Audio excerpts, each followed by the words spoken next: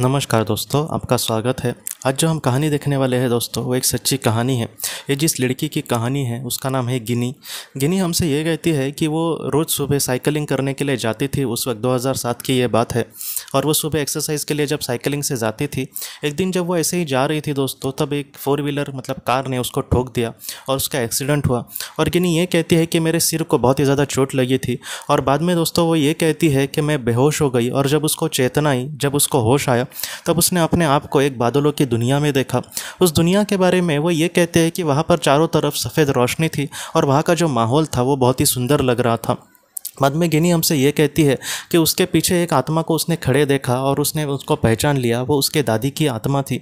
गिनी हमसे ये कहती है कि बचपन में भी उनकी दादी ने उसको बहुत ज़्यादा प्यार किया था, और उसके दादी ने वहाँ पर उसको ऐसे कहा कि गिनी, तुम अपने जीवन से बहुत ही ज़्यादा परेशान लग रही हो। हाँ, तुम्हारे जीवन में भी बहुत कुछ अभी भी मतलब बुरा ही घट रहा है। गिनी ये कहती है कि वो उसका ऐसा दौर था जहाँ पर उसने एक लड़के से प्यार किया था और उसके साथ उसकी शादी भी हुई थी। गिनी अपने जीवन में बहुत ही ज़्यादा खुश थी, लेकिन बाद में दोस्तों दोनों में ननबन हो गई। और बाद में वो जो लड़का था, उसका जो मतलब पति था, वो उसको बार बार डिवोर्स ही लेने के लिए कह रहा था। और बाद में गिनी को उस वक्त ये पता चला था कि उसका जो पति है अब किसी और लड़की के साथ प्यार करता है, इसलिए बार बार वो मतलब तलाक की बात कर रहा है। तो इन सारी चीज़ों से परेशानी से वो गुजर रही थी और उसको पता नहीं चल रहा था कि मैं ऐसे पल में क्या करूं।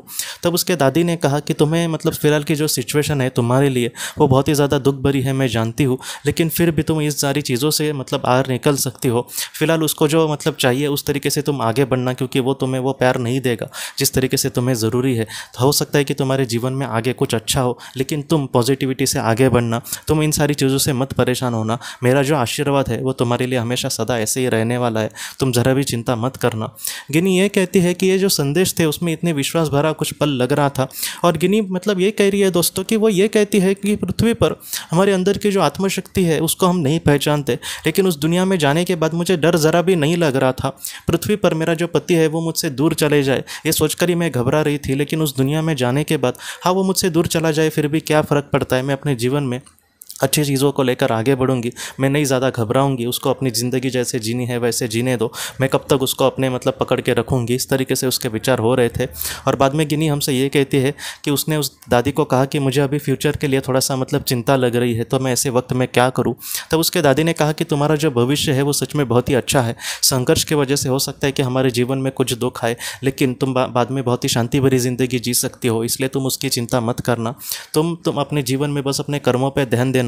ईश्वर को जो तुम्हें देना है, अच्छा या फिर बुरा, वो ज़रूर देंगे। और अगर तुम अच्छी राह पर होंगे तो ईश्वर ज़रूर तुम्हें मदद करेंगे, लेकिन तुम इन सारी चीज़ों को लेकर चिंता मत करना। गिनी ने उसकी बहुत ही अच्छे से मतलब बातें मानी दोस्तों। और बाद में गिनी ये कहती है कि वो जो वातावरण था वो बदल गया। और बाद में ये अपने दादी को देख रही है, तब उसने कहीं ना कहीं आंखों से उसको कहने की कोशिश करी कि तुम्हें फिर से पृथ्वी पर जाना होगा, लेकिन तुम मत चिंता करना, मैं एक दिन तुमसे ज़रूर मिलेंगे और वहाँ पर हम बहुत ही ज़्यादा वक्त के लिए भी मिलेंगे और हम एक साथ वहाँ पर मतलब बहुत ज़्यादा वक्त स्पेंड कर सकेंगे, रह सकेंगे। मैं हमेशा तुम्हारे साथ हूँ, तुम मत चिंता करना। इस तरीके से संदेश मिलने के बाद गिनी ये कहती है कि वो पृथ्वी पर लौट आई दोस्तों। और पृथ्वी पर लौट आने के बाद उसको ये पता चला कि तकरीबन 4-5 घंटे से वो बहुत ही ज़्यादा मतलब बेहोश थी दोस्तों। उसको मतलब एक अच्छे से उसकी सांस भी नहीं चल रही थी, और वहाँ पर अस्पताल में उस पर इलाज चल रहा था। उसको कुछ लोग अस्पताल में लेकर गए थे साइकिल से एक्सीडेंट होने के बाद। और गिनी ये कहती है कि धीरे धीरे वो बाद में ठीक हो गई, और जिस तरीके से उसने दादा ने उसको कहा था उसी तरीके से आज वो ज़िंदगी मतलब जीने की कोशिश कर रही है। अपने पति को जो भी चाहिए था वो उसने दिया, और उसके बाद वो अकेली रहने लगी। और धीरे धीरे उसके जीवन में दोस्तों कुछ अच्छे बदलाव आए, वो थोड़े से आध्यात्मिक स्तर पे आगे बढ़ने लगी। और बाद में दोस्तों उसकी पहचान एक उसके ही मतलब विचारों जैसे एक आध्यात्मिक क्षेत्र में जैसे इंसान होते हैं वैसे एक इंसान के साथ उसकी मुलाकात हुई, और वह जो उस इंसान के साथ बहुत ही अच्छे से अपनी ज़िंदगी जी रही है। गिनी ये कहती है कि हमारे जीवन में जो संघर्ष के पल आते हैं या फिर जो दुख आते हैं उसको लेकर हमें ज़रा भी चिंता नहीं करनी। जितना हो सके अच्छे कर्मों से अगर हम आगे बढ़ेंगे तो ईश्वर हमें ज़रूर वो देगा जिसकी हमें ज़्यादा ज़रूरत है। और हमें जो चाहिए वो मतलब हमसे ज़्यादा उसको पता है कि क्या हमारे लिए अच्छा है, इसलिए आप कभी भी उससे कंप्लेंट मत करना। जितना हो सके आप आशा के साथ जीना, आपके जीवन में ज़रूर कुछ ना कुछ अच्छा होगा। तो इस तरीके से ये मतलब गिनी की कहानी है दोस्तों। उससे हम यही सीख सकते हैं कि हमारे जीवन में जो भी बुरे पल आते हैं या फिर जो दुख आते हैं, ऐसी चीज़ों से हमें ज़रा भी घबराना नहीं है। जितना हो सके पॉजिटिविटी से और आशा से अगर हम जिए तो हो सकता है कि कल हमारे जीवन में कुछ ऐसी बातें हो जाए जितना हमने सोचा भी नहीं था, उससे भी ज़्यादा सुख हमें ज़रूर कल मिल सकता है दोस्तों। आप बस भरोसा रखना। तो दोस्तों हम अपने अगले वीडियो में किसी नए विषय को लेकर मिलेंगे। तब तक आप अपना अपने परिवार का ख्याल रखना। आपका बहुत बहुत धन्यवाद।